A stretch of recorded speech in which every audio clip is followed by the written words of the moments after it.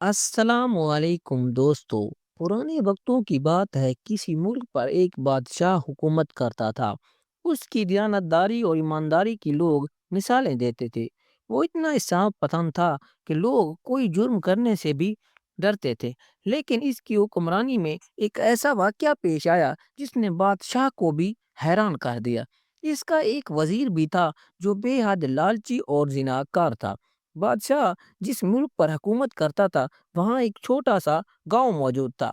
اس گاؤں میں اتنے سادہ لوگ موجود تھے جو صرف اپنے کام سے کام رکھتے اور کبھی کسی کا نقصان نہ کرتے۔ وہاں ایک لڑکی رہتی تھی جو بے حد خوبصورت اور حسین تھی۔ اس کا نام منی تھا۔ وہ کنویں سے روزانہ پانی بھرنے آتی تو وزیر اس کو دیکھتا اور دل ہی دل میں سوچتا کہ کاش کبھی میں اس کو اپنی ہوس کا شکار بناؤں۔ تو ایک دن لڑکی جب کنویں سے پانی بھرنے آئی تو اس نے پانی لیا اور واپس گھر کو چلی۔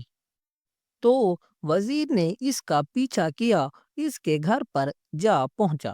اس نے دیکھا کہ گھر میں کوئی نہیں۔ اس کا ایک باپ تھا جو صبح نکلتا اور شام کو گھر واپس آتا۔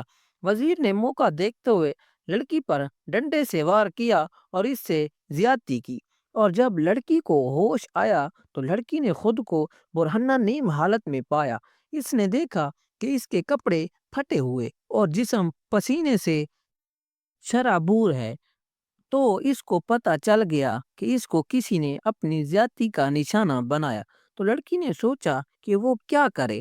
پہلے تو اس نے خود کو مارنے کا فیصلہ کیا، لیکن جب اس نے سوچا کہ اس کا باپ اس کے سہارے زندہ ہے تو اس کا کیا ہوگا۔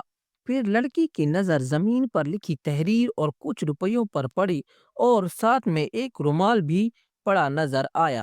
تو لڑکی نے تحریر پڑھی۔ اس میں لکھا ہوا تھا کہ میں نے جو لطف لیا میں اس کی قیمت ادا کر رہا ہوں، اس وقت کو میں کبھی نہیں بھولوں گا۔ تو لڑکی نے وہ تحریر اور رومال اٹھایا اور چادر اوڑے بادشاہ کی عدالت میں جا پہنچی، اور بادشاہ سے کہنے لگی، اے انصاف پسند بادشاہ، اگر آج اس گاؤں کی بیٹی کو انصاف نہ ملا تو روز حشر میں آپ سے حساب لوں گی۔ تو بادشاہ لڑکی کی حالت دیکھ کر آپے سے باہر ہو گیا اور گاؤں والوں کے تمام مردوں کو بلایا اور ساتھ ہی ایک ماہر نجومی کو بھی بلا لیا۔ لڑکی کا باپ بھی عدالت میں پہنچ گیا، جو چیخ چیخ کر کہنے لگا، اے گاؤں والوں، تمہارے لیے مرنے کا مقام ہے۔ میں نے ہمیشہ گاؤں کی ہر بیٹی کے لیے اچھا سوچا۔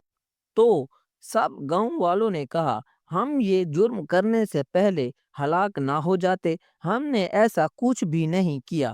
تو گاؤں کے ایک آدمی نے بولا، نجومی صاحب، زیادتی کرنے والا شخص بہت ہی چلاک اور مکار تھا، ورنہ وہ زیادتی کرنے کے بعد یہ تحریر اور رومال نہ چھوڑتا۔ بادشاہ نے منی کے باپ سے بولا، تمہارا کوئی گاؤں میں دشمن تو نہیں؟ باپ نے بولا، میرا کوئی دشمن نہیں۔ تو بادشاہ نے نجومی سے کہا، اب آپ ہی کوئی حل تلاش کرے۔ تو نجومی نے کہا کہ وہ رومال مجھے دو جو لڑکی کو اس کے ساتھ ملا۔ تو نجومی نے اس رومال کو لیا اور اس کو سونگھنے لگا۔ اس میں سے ایک ایسے عطر کی خوشبو آ رہی تھی جو کبھی بادشاہ کے دربار سے آتی۔ تو نجومی کے دماغ میں ایک ترکیب آئی، تو اس نے کہا، بادشاہ سلامت، یہ رومال میں آپ کو دے کر جا رہا ہوں، اور اس کے بارے میں آپ کو کل بتاؤں گا۔ بادشاہ کو الگ ہو کر بتایا کہ بادشاہ سلامت، یہ جو آدمی ہے وہ آپ کے دربار میں سے ہے، اور یہ رومال آپ اپنے صندوق میں رکھ دیں، اور وہ آدمی رات کو اس رومال کو چرانے کی ضرور کوشش کرے گا۔ تو بادشاہ نے سب لوگوں کو کہا، جاؤ اپنا اپنا کام کرو اور اس کا فیصلہ ہم کل کریں گے۔ تو بادشاہ نے وہ رومال اپنے صندوق میں رکھ دیا، اور رات کو بادشاہ اپنے سپاہیوں کے ساتھ اس صندوق کی نگرانی کرنے لگا۔ جب وزیر کو پتہ چلا کہ وہ رومال اس کا ہے، وہ جلدی میں وہ رومال منی کے پاس بھول آیا تھا۔ تو اس نے سوچا کہ کہیں میں اس رومال کی وجہ سے پھنس نہ جاؤں۔ تو اس نے رات کو رومال چرانے کی کوشش کی۔ تو بادشاہ اور اس کے سپاہی چھپے ہوئے تھے۔ جو ہی وزیر صندوق کھولنے لگا تو بادشاہ اور سپاہی وزیر کو پکڑ لیتے ہیں اور قید کر دیتے ہیں۔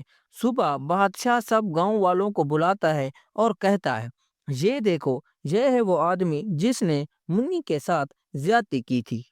تو بادشاہ اس کو ہمیشہ کے لیے عمر قید کی سزا سنا دیتا ہے، اور بادشاہ سوچتا ہے کہ اس لڑکی سے اب کون شادی کرے گا۔